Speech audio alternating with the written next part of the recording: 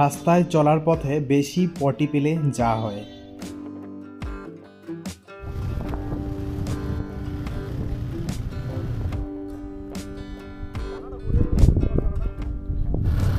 যখন আমরা এই রাস্তাটা দিয়ে বাইক চালাচ্ছিলাম তখন এটার সৌন্দর্য অনুভবই করতে পারিনি, কেন কি এত বাইক চালিয়ে ফেলেছিলাম, মানে পায়ে ব্যথা থাকতে পারছিলাম না, প্লাস এত ঠান্ডা এখন মনে পড়ছে।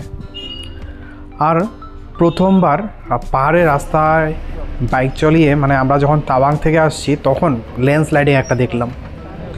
মানে মোটামুটি আধা ঘন্টা আগে যদি আমরা এদিক দিয়ে আসতাম তাহলে ল্যান্ডস্লাইডটা হয়তো আমাদের বাইকের উপরেই পড়তো।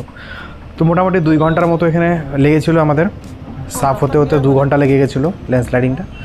তো চলো ভিডিওটাকে স্টার্ট করি। বন্ধুরা, যেতে যেতে রাস্তায় এই ঠান্ডার জায়গায়, খুব ঠান্ডার জায়গায় যেখানে সব জায়গায় বরফ জমে আছে জলগুলো, ওগুলোর মধ্যে একটা হট স্প্রিং ওয়াটার, মানে একটা ছোট একটা পুকুরের মতো আছে, হ্যাঁ ঠিক আছে, ওখানে আমাদের গরম জল বেরোয়, ন্যাচারালি গরম, ঠিক আছে, নিচের থেকে যেটা জল আছে সেটা পুরো গরম। তো সেটা দেখতেই আমরা এখন যাচ্ছি। তো দেখতে থাকো, গরম জলের নদী, আর খুব সাউন্ড হচ্ছে এখান থেকে, ঝর্ণাও মনে হয় আছে এরকম মনে হচ্ছে। তো গরম জলের নদী, ঠিক আছে। তো এটা যাওয়ার জন্য এখান থেকে বানিয়ে দিয়েছে রাস্তা চিপা করে, এই যে দেখা যাচ্ছে, এটা হচ্ছে কিছুটা এখানের ভিউ, ঠিক আছে, এই যে নদী।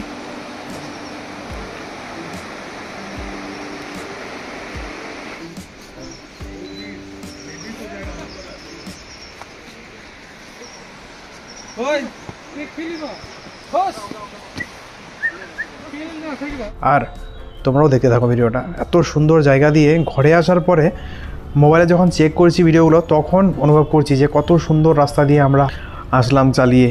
আর বাইকারদের জন্য পাহাড়ের রাস্তায় বাইক চালানোটাই হচ্ছে স্বপ্ন, ড্রিম। কিন্তু যখন অনেক বেশি চালানো হয়ে যায় তখন পা ব্যথার জন্য এই সুন্দর নেচারের সৌন্দর্যগুলো অনুভবই করা যায় না। আর তখন মনে মধ্যে শুধু একটাই আসে যে কখন ঘরে পৌঁছাবো, এত ঠান্ডা।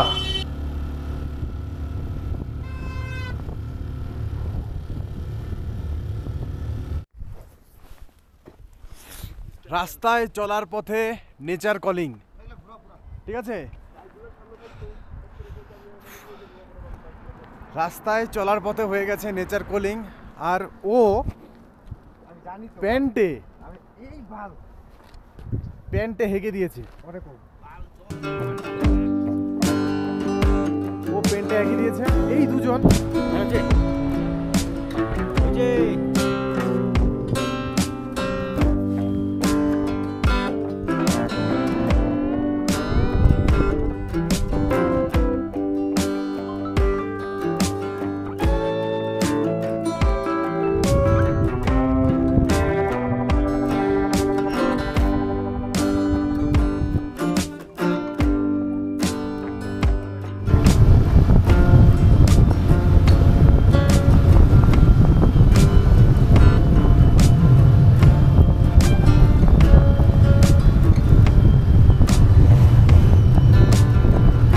হিলে